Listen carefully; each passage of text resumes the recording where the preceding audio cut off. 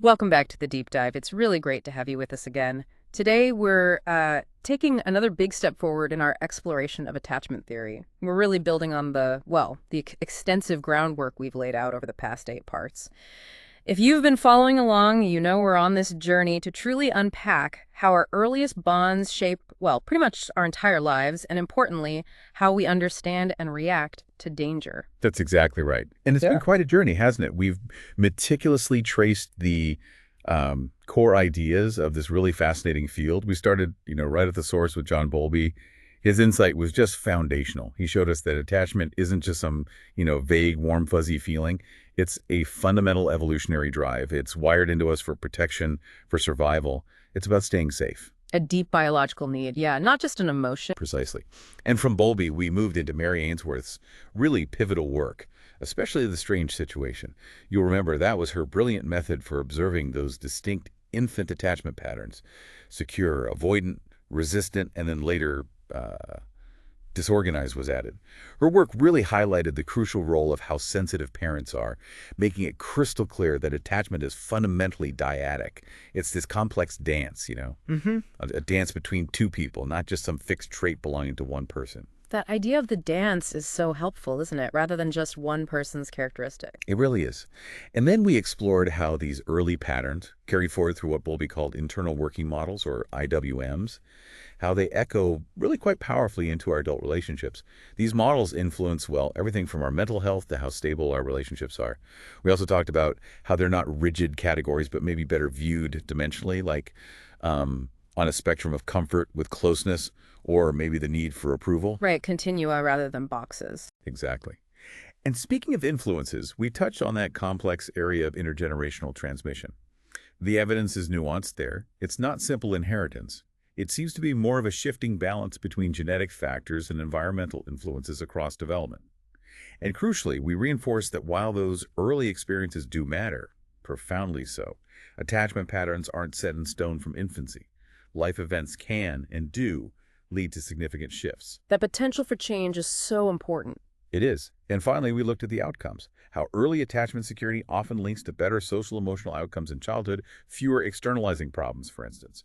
And then the subsequent links that researchers have identified between adult attachment styles and adult mental health challenges like depression and anxiety. So we've built this really rich comprehensive understanding, a very solid foundation. And in part 8, we introduced you to Dr. Patricia Crittenden's really groundbreaking reinterpretation of attachment theory, her Dynamic-Maturational Model, the DMM. But that was really just an introduction, kind of scratching the surface. So for this deep dive, we're going much further. We're going to fully unpack the DMM's specific patterns and, importantly, how they actually manifest across the entire human lifespan. Absolutely. Our mission today, for you listening, is to help you gain a deeply nuanced, context-sensitive, and functional understanding of how humans adapt. It's about understanding these self-protective strategies as the DMM conceptualizes them. And this exploration, I think, will really illuminate how behaviors that we often label as problematic might actually have originated as quite ingenious solutions to past dangers. It's about seeing the underlying logic of survival that shapes us and how these strategies evolve continuously with maturity and experience. Okay, let's really unpack that core DMM idea then. We touched on it, but it's central. Attachment functions to promote survival by protecting and comforting the person when there is danger. Why is that such a profound shift from how many people think about attachment where, security seems like the main goal? It is a really provocative assertion Crittenden makes, and it does kind of flip the common understanding right over. She puts it very directly, with a bit of characteristic sharpness. Attachment is not about security. It is about surviving danger. Whoa. And then she really drives it home. Yeah. Everybody survives security. No trick to it. The patently crazy survive it. Wow. Her point is, it's fundamentally simple, but has huge implications. If the system was primarily designed just for security, it wouldn't be doing its evolutionary job. The core purpose, the evolutionary design of the attachment system, is to navigate and survive threat. Security, in her view, is just an outcome. It's what happens when you're lucky enough to be in a safe environment, but it's not the system's primary design specification, if you like. Its design is for when things are not safe. Attachment is about surviving danger. That really does redefine the whole thing, doesn't it? It shifts the focus from maybe a goal of feeling good to a fundamental drive for self-preservation when threatened. That's a massive reframe. And it actually connects back to Bowlby in an interesting way, right? Because his original work was with kids facing really serious dangers, wartime, delinquency after loss. He seemed to get this danger part. Oh, absolutely. Crittenden definitely sees her work as aligned with Bowlby's original intent. She confirms he understood the danger aspect deeply. I mean, his foundational studies were absolutely rooted in trauma and the need for protection from severe threats. Crittenden's critique, though, is that much of what became sort of mainstream American attachment theory, well, she puts it colorfully. It fell in love with security and dumped everything else in the bad category. And this led, she argues, to a kind of simplistic binary view. Secure is good. Everything else, avoidant, resistant, disorganized, is essentially maladaptive or deficient. But from her perspective, this completely misses, or even dismisses, the incredibly adaptive function of those so-called insecure strategies. She doesn't see them as failures. She sees them as ingenious, even if sometimes costly ways people protect themselves in dangerous or difficult situations. And that reframing leads straight to that shift in language you mentioned, from patterns to active self-protective strategies. What's the real power in changing that language, especially for understanding behavior that looks maybe problematic on the surface? Oh, it's a critical shift. It really opens up a whole new way of understanding. The word patterns, it can suggest something fixed, rigid, maybe inherent, almost like a label you're stuck with, implying something's wrong with you. But strategies, in contrast, implies something active, dynamic, something developed for a very specific purpose, survival. So if we see them as strategies, the immediate question becomes, what is this strategy protecting this person from? Right. What danger is it addressing? Exactly. And the DMM's guiding principle becomes elegantly simple, but really powerful. If it protects you, it's the right strategy. This shifts the fundamental question away from, is this secure? Which implies this universal ideal to, does the strategy, whatever it looks like, actually help this person survive and cope in their specific reality? This allows for a really deep, nuanced understanding of context-specific function. It moves us away from these universal judgments of good or bad and towards recognizing adaptive ingenuity, even in suffering. And these strategies, they're not static. The model is called dynamic-maturational, after all. So just how dynamic are they? Are they constantly evolving throughout life? Absolutely. Continuously evolving, right from birth and across the entire lifespan. Dr. Crittenden states it clearly. Infants and children repeatedly refine their understanding of how to stay safe as their mind matures. This isn't a one-time thing. It's ongoing. Individuals are constantly updating, optimizing their strategies throughout development. As cognitive abilities grow, as their brains literally mature, as more information becomes available from their environment, it's a lifelong process of learning and refinement. A continuous adaptation. That makes a lot of sense. So if the goal is organizing these protective strategies, what kinds of information does the brain actually use to build them? What are the raw materials for these survival plans? Well, the DMM identifies 3 core types of information that the brain uses. The first is somatic information. This is the raw data directly from your body. That immediate gut feeling, sensations like shaky hands, your heart rate changing, your general arousal level, feeling keyed up, tense, or maybe completely shut down, numb. It can even include deeper physical senses like a feeling of hope settling in your body or maybe profound hopelessness. And Crittenden emphasizes something really crucial here, a key clinical insight. Strong somatic information will override everything else. Override, meaning it shuts down other processing. Pretty much. If you're overwhelmed by intense bodily signals, think extreme panic, heart pounding, can't breathe, or maybe total dissociation. Feeling nothing, that raw physical signal basically takes over the system. It blocks clear thinking, makes it incredibly hard to process any other kind of information rationally. It's only when that intense somatic input is brought into a manageable, regulated range that the brain can effectively integrate other kinds of information. That makes intuitive sense. If your body is screaming danger, your thinking mind struggles to keep up, let alone function clearly. So if someone's somatic system is constantly firing on all cylinders, it literally blocks their ability to think straight or access other data. Precisely.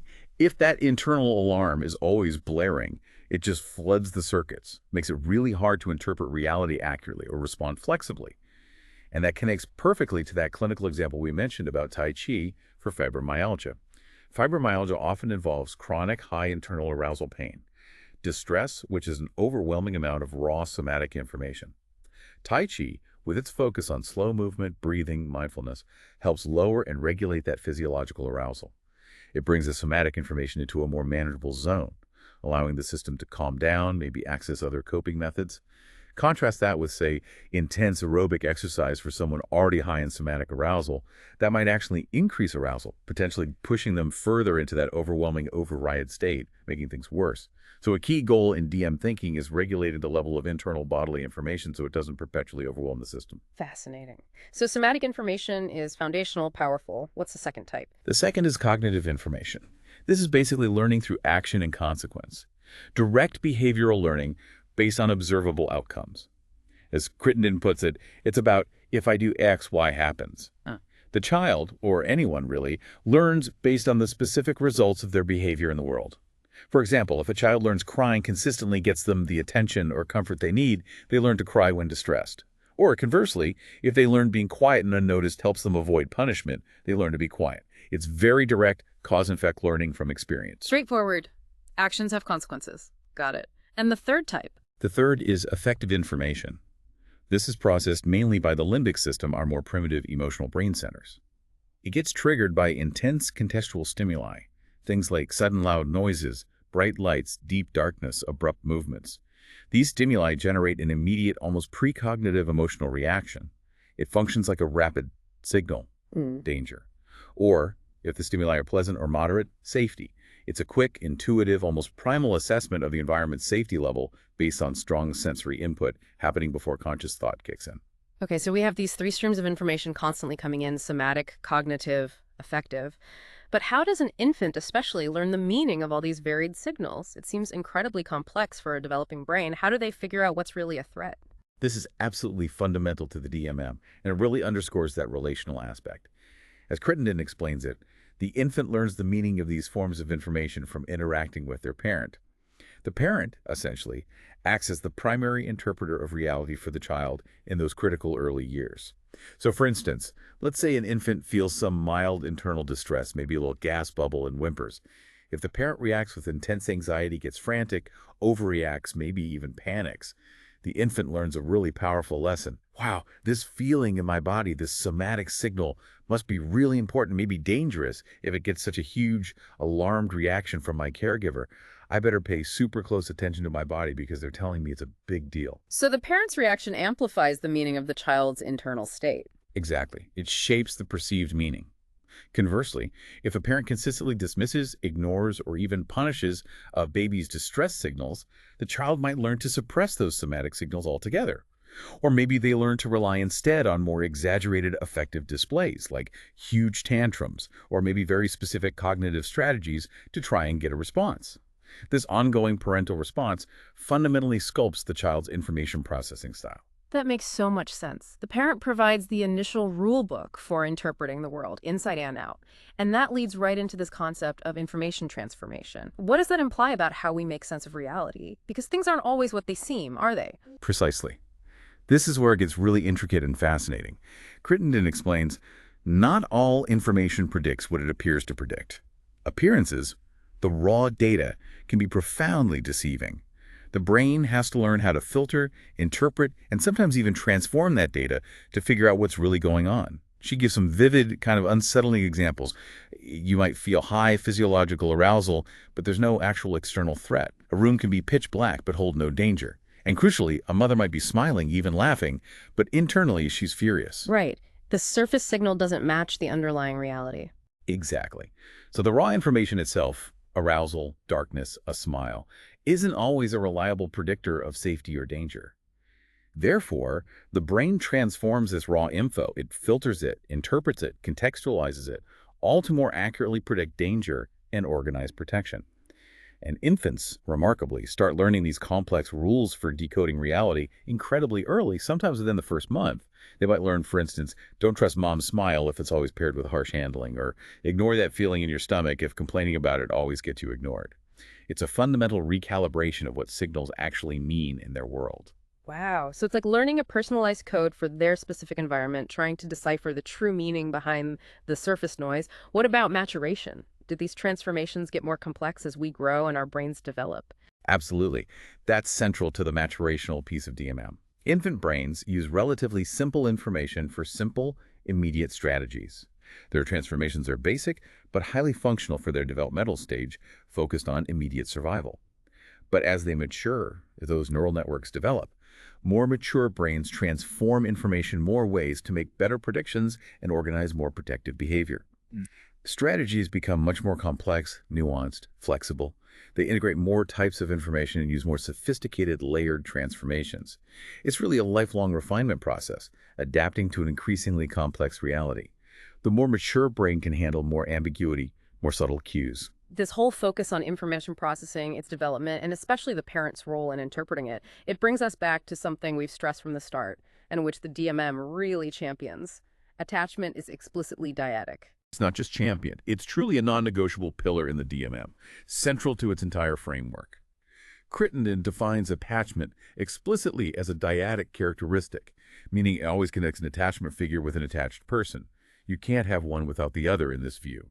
She stresses attachment is the process between two people that makes the younger, weaker, more vulnerable one more safe and comfortable when there's threat. The DMM does offer a thoughtful critique of what Crittenden sees as a tendency in some parts of American attachment theory to maybe inadvertently treat attachment like it's an individual characteristic, almost a personality trait, which, she argues, ignores the profound ongoing relational process it emerges from and functions within. And she does note, importantly, that Mary Ainsworth's original work did meticulously emphasize dyads in her data and observations, always looking at the interaction, not just the child alone. That constant emphasis on the dance, not just one dancer, it's so key. And the DMM really extends that idea of developmental change way beyond infancy, right?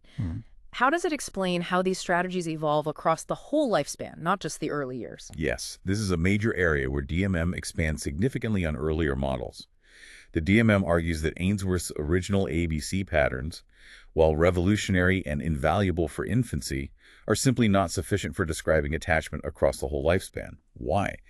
Because of the dramatic, genetically programmed brain maturation that occurs after infancy. Crittenden explains, the infant brain is going to go through several periods of neurological change that are genetically programmed to unfold over time. These maturational leaps enable the organization of more complex strategies at different developmental stages. Think about the huge cognitive and emotional differences between a preschooler, a school-age child, an adolescent, and then an adult. Each stage brings new capacities that allow for more sophisticated, layered ways of adapting and protecting oneself. And parents continue to play a crucial role in this ongoing development, even as the child grows into adolescence and young adulthood. The dyadic relationship still holds that much influence. Oh, absolutely. The dyadic interaction remains crucial, although how it looks changes. Crittenden emphasizes that parents keep shaping these strategies not just through their direct ability to protect and comfort, but also, crucially, through the meanings they assign to information, how they model the interpretation of those somatic, cognitive, and affective signals.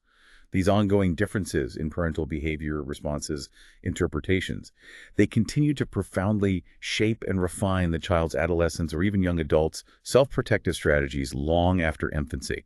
It's an ever-evolving interactive dance that doesn't just stop at age 3. This leads us to something that feels really unique and insightful about the DMM, stemming from Dr. Crittenden's incredible global experience, my profound emphasis on cultural context. You mentioned her classifying, 10,000 adult attachment interviews from 20 countries, and her deep immersion in different cultures. What did that global perspective show her? Her extensive global work is truly foundational to the DMM's unique perspective. She concluded, from looking at all this diverse data, that the strategy that is dominant in each culture represents the best solution to the problems that historically these people have experienced. Now, that's a radical reframe. It means what might look crazy or maladaptive from one cultural viewpoint is actually the key to survival in another. Okay, so adaptation in the DMM framework is fitting into contexts that vary in the severity and type of danger that the child experiences. It is radically context-dependent. What works for survival in one environment might be detrimental in another, and vice versa.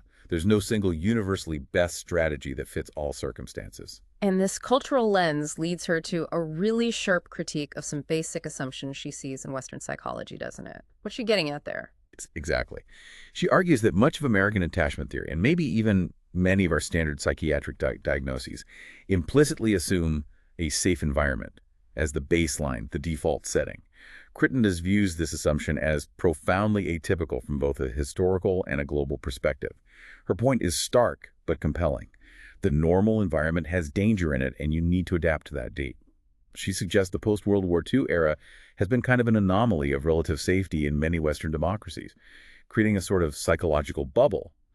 Yet, paradoxically, she notes, we seem to crave information about danger. She finds it fascinating how our media is often saturated with news about threats, disasters, crime. Yeah, true crime podcasts, 24-hour news cycles focusing on disaster. Exactly. It suggests that people in these relatively safe societies are almost seeking out information about potential threats.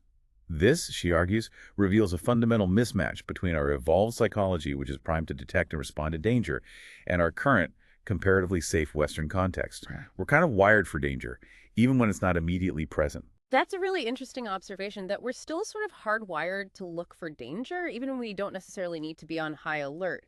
And connecting societal factors to protection, she also brings up some observations about family structure, specifically what she calls politically incorrect data about marriage. What's the observation there, and how does it tie into the DMM's focus on protection? Yes, she discusses her observations from available data, which she labels politically incorrect data, regarding family stability and marriage. What she observes, based on this data, is a huge difference in family stability, maybe a factor of 7 or 8 times. That's a big difference in terms of children's security when parents are formally married compared to cohabiting. Now, her interpretation links this difference directly to the public commitment inherent in formal marriage. This public commitment, she suggests, provides a kind of social scaffolding, a more stable protective structure around the family unit. She highlights that this seems particularly evident outside the middle class, where external stressors and maybe fewer resources might make such structural stability even more critical as a protective factor against danger for children. So regardless of the specific cultural context or family setup, the core DMM idea holds. Individuals are always adapting, refining strategies for survival, absorbing cultural knowledge and societal structures alongside their direct lived experience. It's about figuring out what structures offer the most reliable protection in your specific context. Okay, this is an incredible amount of context and theory. It's so rich. Let's really dive into the core of this deep dive now. The DMM patterns across the lifespan. You mentioned a visual framework like a half circle, pie slices, B at the top, A's right, C's left, AC in the middle.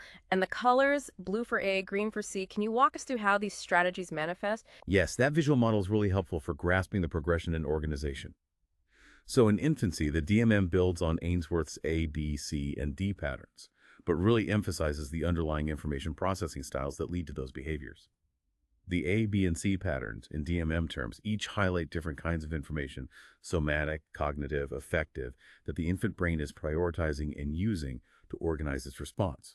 Even the D pattern, disorganization, is viewed through this lens maybe as a failure to integrate conflicting information effectively. Okay, moving into the preschool years, it's worth remembering Ainsworth's original model didn't have a specific assessment for this age. Later work like Main and Solomon's suggested infant D could evolve into something like decontrolling in other systems.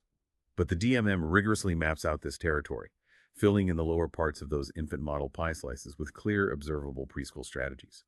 On the A side, which Crittenden often calls blue, just for clarity, we see the A strategies, often described as compulsive. For preschoolers, these mainly include compulsive caregiving and compulsive compliant. Compulsive caregiving and compulsive compliant. Tell us more about those. What do they actually look like in a little kid, and how do they function as self-protection? Right. So a child showing compulsive caregiving is essentially stepping into a parent-like role. They're comforting a parent who might be depressed, withdrawn, maybe just preoccupied. The child's internal logic might be something like, Mom seems sad, or she's just not really here. I need her attention for my own safety and comfort. So what I'll do is comfort her. I'll bring her things, try to cheer her up, be super good, and definitely not bother her with my own needs or feelings. This child learns they get attention, they maintain connection, however fragile, by managing the parent's state and the cost. Inhibiting, denying their own negative feelings or distress, it's self-negation to maintain the relationship. So they suppress their own needs to try and keep the caregiver available and maybe functional. What about compulsive compliant? The compulsive compliant child is, well, excessively obedient, almost preemptively so. They anticipate needs, try to do exactly what the parent wants, even before she asks. This strategy often comes from experiences where the child has learned there are severe consequences of not doing what she wants, perhaps harsh or unpredictable punishment. Their compliance becomes a preemptive strike against danger. It's a way to ensure their safety by never, ever stepping out of line. Vigilant, self-sacrificing obedience. So the underlying process for both these ACE strategies, caregiving and compliant, it seems to be about giving up awareness of their own internal world, their needs, their feelings. They're organizing their behavior almost totally from the parent's perspective, trying to make the relationship safer, better, even if it costs them dearly. That's exactly it, sacrificing their own authentic internal experience for relational stability and perceived safety. And there's really significant clinical pearl here, a danger signal that often gets missed with these ACE strategy kids. Crittenden calls it false positive affect. This is profoundly important. These children learn to smile when it hurts, learn to smile when they feel like crying. They are essentially deliberately misleading us by inhibiting the negative affect. Crittenden shares a really harrowing observation from her extensive clinical and forensic work. She says, almost every case of child death that I have analyzed has had a child who was called smiley or sunshine or sweetness by the adults around them, often because they showed this false positive affect. She even gives a chilling example of a child who skipped down the halls of the hospital with all 128 active injuries on her body, and she's smiling and skipping. Oh my goodness, that's horrifying. It is.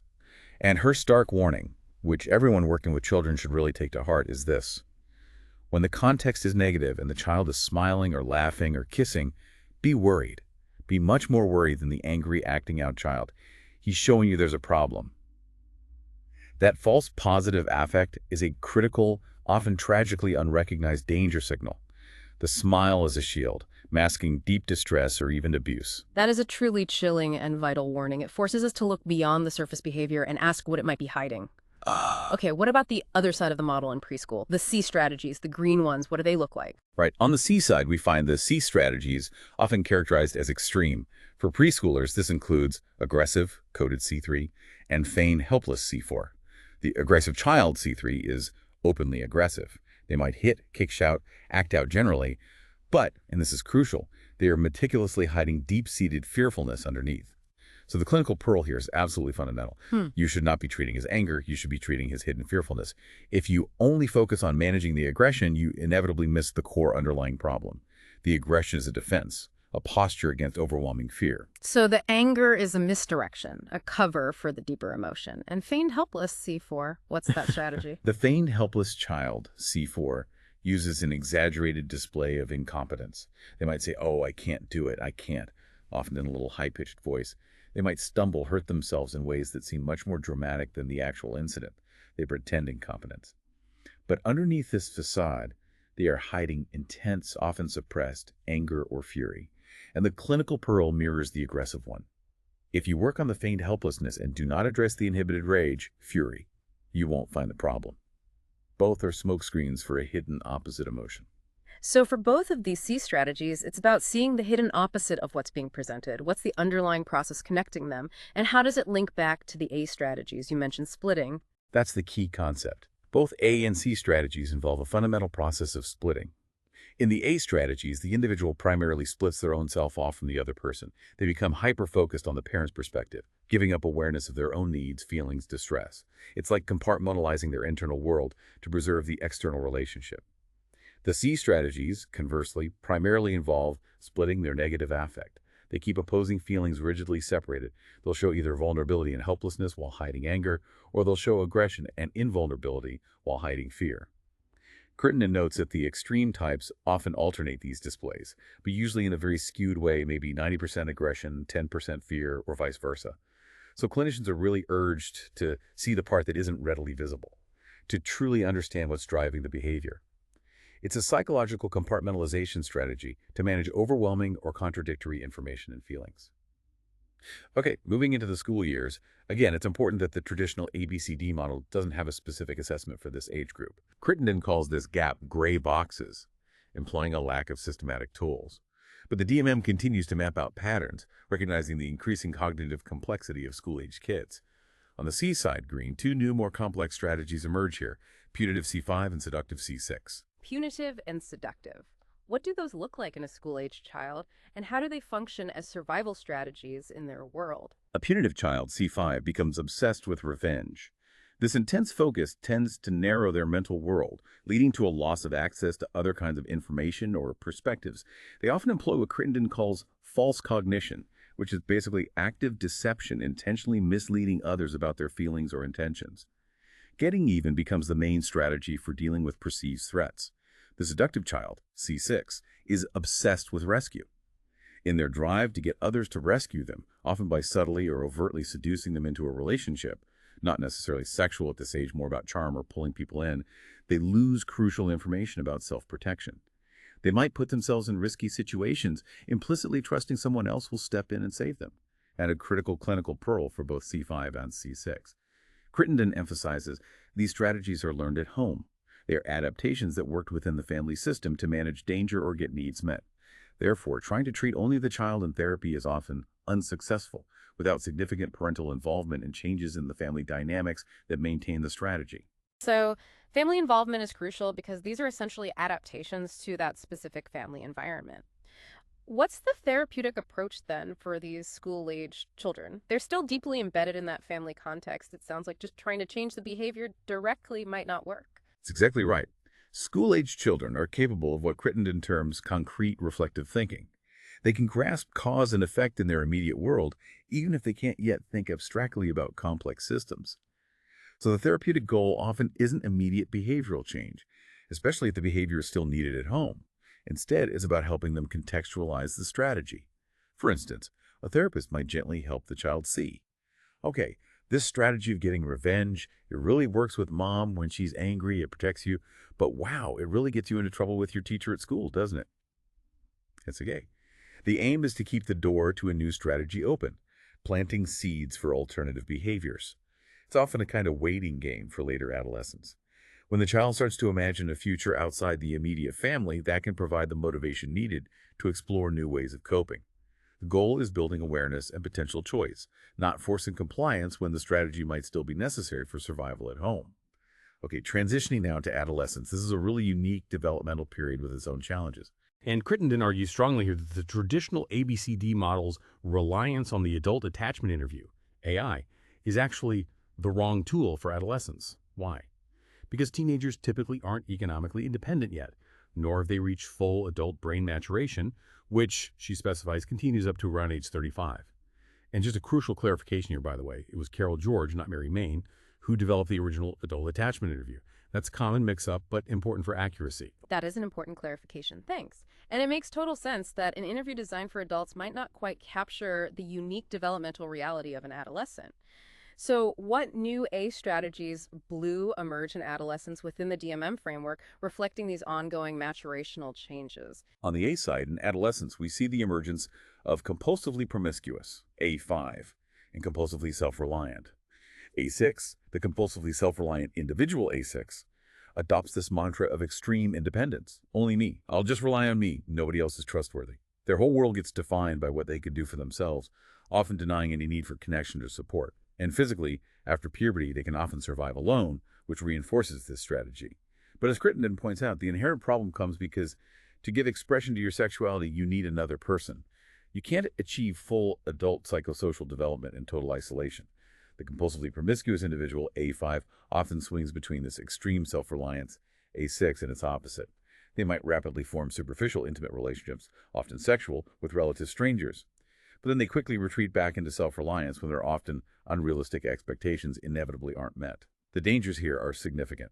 Depression is quite common with these compulsive A strategies, and A5 specifically carries profound physical and psychological risks from intimacy with unknown partners. It's a kind of desperate attempt to connect without truly risking vulnerability. And what about the information distortion here? You mentioned earlier it shifts beyond just omission to outright denial in the more extreme strategies. How does that look in these adolescent A strategies? Yes, for these more advanced A strategies, especially A5 and A6, it's often not just subtle omission or selectively focusing. It becomes outright denial of information that is plainly obvious to others. The individual might state, flat out, no, that doesn't hurt. I didn't feel pain. No, I'm not frightened. They actively deny true causal statements, deny their own emotional and even physical experiences. As Crittenden puts it, the information is there. Everybody knows it is denied. This is the really profound, often unconscious distortion of reality used for self-protection. It's designed to maintain an internal narrative of invulnerability, self-sufficiency, control. It's like building a wall against uncomfortable truths.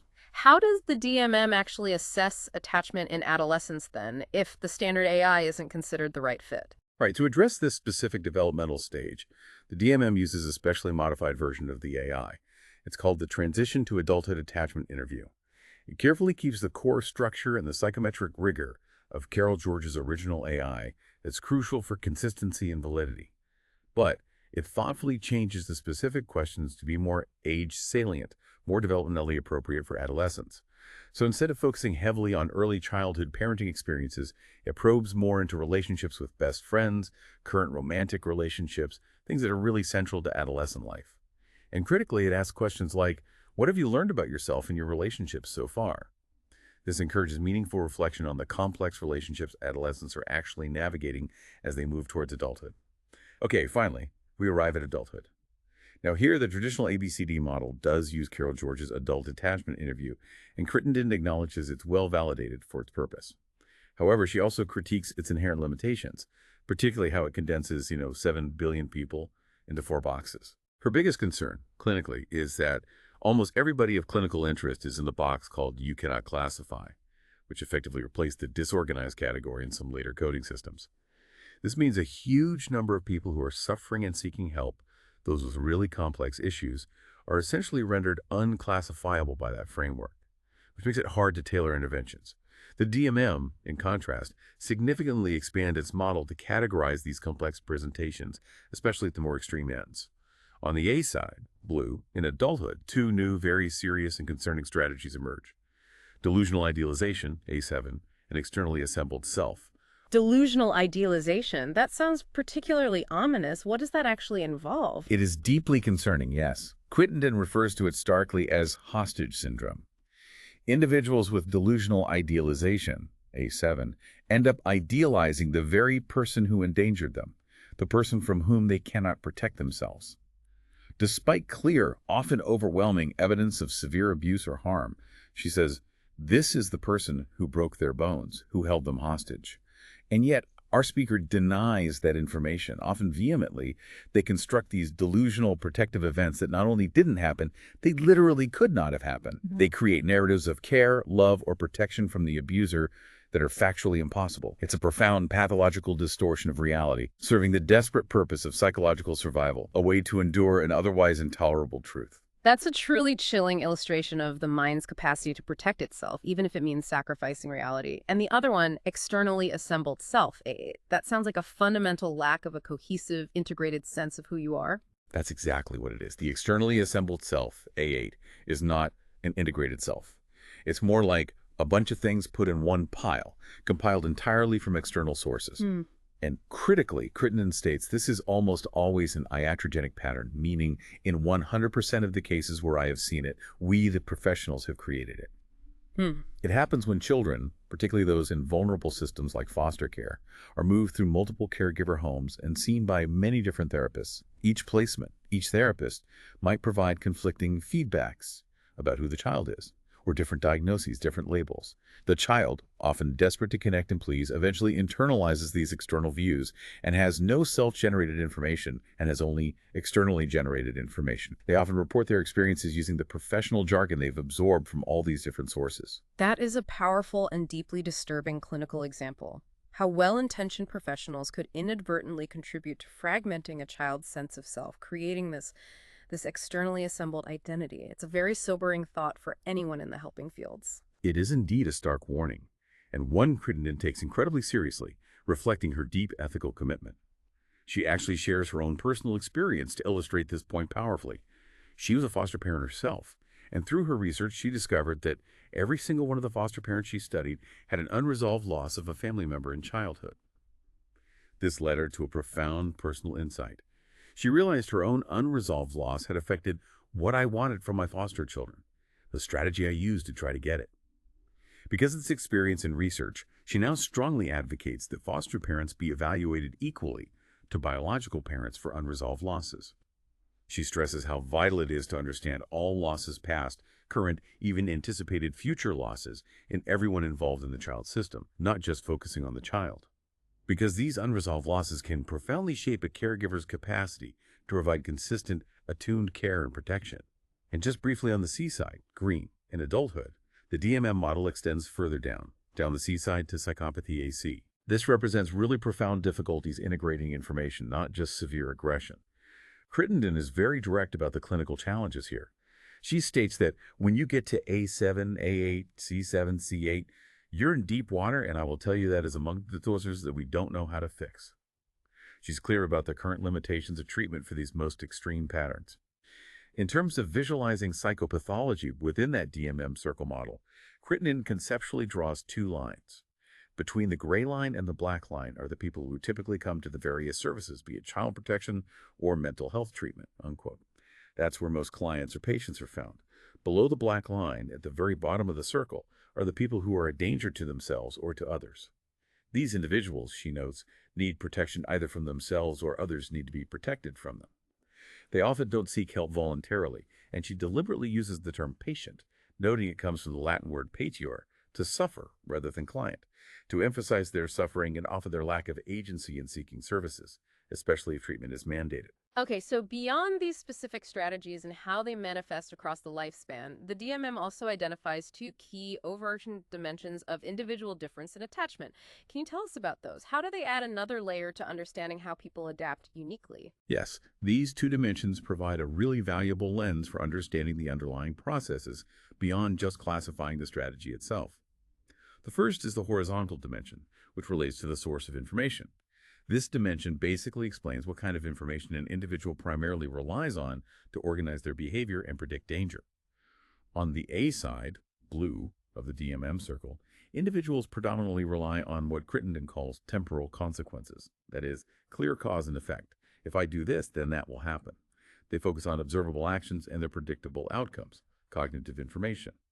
On the C side, green, conversely, individuals primarily rely on feelings, particularly your negative feelings. Gut reactions, intense emotions, visceral responses, affective and somatic information. The balanced individual, ideally located near the B center top of the model, is able to trust and integrate both sources of information, weighing cognitive facts alongside emotional signals. Crittenden explains that the further you go out of the DMM circular model toward the edges, the more your strategy is distorted with transformed information and you're reliant on only one kind of information. So extreme A's systematically exclude negative effect from their awareness, while extreme C's tend to exclude or dismiss temporal contingencies, meaning they don't believe what causes what. Their emotional state tends to override logical cause and effect. That makes perfect sense. Leaning too heavily on just one type of information would definitely distort your perception of reality. What's the second dimension? The second is the vertical dimension, which relates to the transformations of information. This explains how much an individual transforms the raw information they receive from the world. This dimension ranges from using true untransformed information at the top near B, meaning what you see, hear, or feel directly predicts what will happen accurately, down to using increasingly transformed information as you move towards the bottom edges of the circle. These transformations become more complex and often distorting. They can include things like generalizing, taking one negative event as proof everything is bad, falsifying, actively misrepresenting facts, denying, blocking out inconvenient truths, or even at the extremes, creating delusional information, fabricating realities entirely. Individuals learn, often out of harsh necessity, that transformed information predicts danger better than the untransformed information in their specific, often dangerous environment. Crittenden gives that relatable example. Think of someone who always displays those tight little smiles when they're actually really angry or upset. You learn, if you want to accurately predict their behavior or understand their true state, you have to predict the opposite of what you see. The smile means danger, not warmth. The transformation is necessary for prediction. And it's crucial to remember, as Crittenden always emphasizes, the model isn't about saying this strategy is inherently worse than that strategy. Rather, each strategy fits some context. They're viewed as adaptive solutions, however distorted or painful they might seem to an outside observer. Okay, so given that every strategy fits some context and no single strategy is universally ideal for every problem, what does the DMM consider the best strategy for a human being in the long run? Is there a developmental ideal we should aim for? Crittenden's answer here is really quite profound, I think, and offers a refreshing take on human potential. She states very clearly, every behavioral strategy is the right strategy for some problem, but no strategy is the best strategy for every problem. We need them all. Therefore, the best strategy in the DMM, the developmental ideal, isn't about achieving some perfect static security in an ideal world.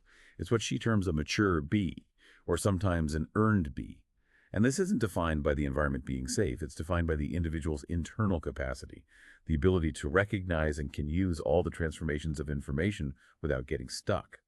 This means they can consciously choose to use different strategies, even deceptive ones, perhaps when the context truly demands it for survival.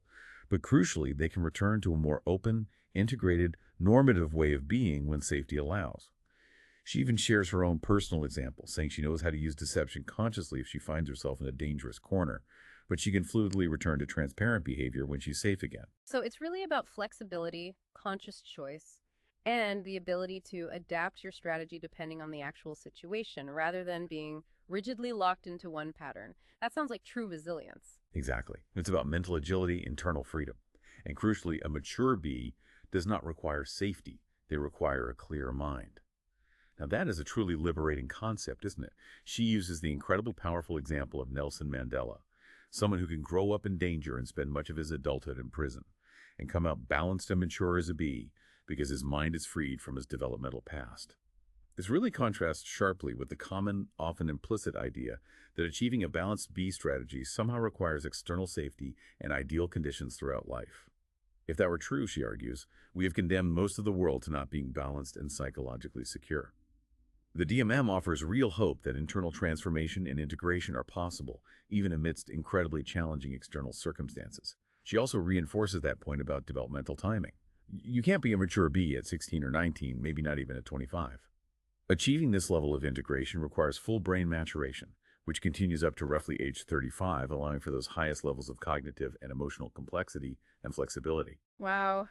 We have covered such incredible ground today. This deep dive has really truly shown how the DMM provides this profoundly nuanced, context-sensitive, and functional understanding of human adaptation, of these self-protective strategies across our entire lives. It really does. It powerfully reinforces that core idea that even behaviors we typically see as problematic, maybe even deeply troubling, might well have originated as truly ingenious, life-preserving solutions to past dangers.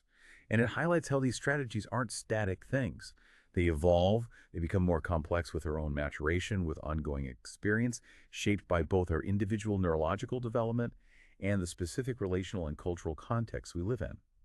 This perspective offers, I think, a truly powerful and compassionate lens for understanding why individuals develop the coping mechanisms they do. It moves us far beyond simplistic labels of good or bad, doesn't it? Towards recognizing this adaptive, complex, sometimes painful human journey. And for listeners, especially maybe those in helping professions or perhaps just anyone reflecting on their own growth in relationships, Crittenden offers two really key takeaways in her summation that I think are invaluable. First, know yourself. You are the tool. She emphasizes that therapists, and really any individual seeking to understand others or navigate their own life effectively, must first understand their own self-protective strategies, their default A or C type ways of handling information and emotion. Without this fundamental self-knowledge, she argues, they simply cannot effectively regulate their behavior for the needs of the patient, or ethically and safely use themselves as a therapeutic instrument. Self-awareness is absolutely paramount. Know yourself. That's fundamental. What's the second takeaway? Her second takeaway is equally profound, I think. Worry less about changing behavior and more about changing the way the patient's mind understands information. Quote, she emphasizes that the brain is constantly organizing behavior right now and for the future. Therefore, to achieve lasting fundamental change, you have to change what's happening in the brain in terms of how it processes, interprets, and transforms information. Behavior is just the output. The real leverage point for change lies in that internal operating system, how the mind makes meaning. Those are truly profound and very practical insights, aren't they? And it leaves us, and you listening, with a final provocative thought to maybe mull over. Given that attachment strategies are, at their core, about protection from danger, and that every culture, every family, every individual develops what seems like the right strategy for their unique dangers, what might this suggest about how you view your own ways of coping? Or perhaps how you view the coping strategies of people around you, especially when things get difficult? Does understanding this reframe this idea that behaviors we might judge as problematic could have originated as brilliant solutions to past dangers? Does that shift your perspective at all? It's a powerful question. And our exploration into the Dynamic-Maturational Model, the DMM, is definitely far from over. There's still so much more clinical richness to unpack. That's absolutely right. So please join us next time for Part 10, DMM Clinical Implications and Applications, We'll delve into how these incredibly rich concepts are actually applied in therapeutic settings and potentially beyond. We really hope you'll join us for the continuation of this fascinating and, I think, deeply insightful journey.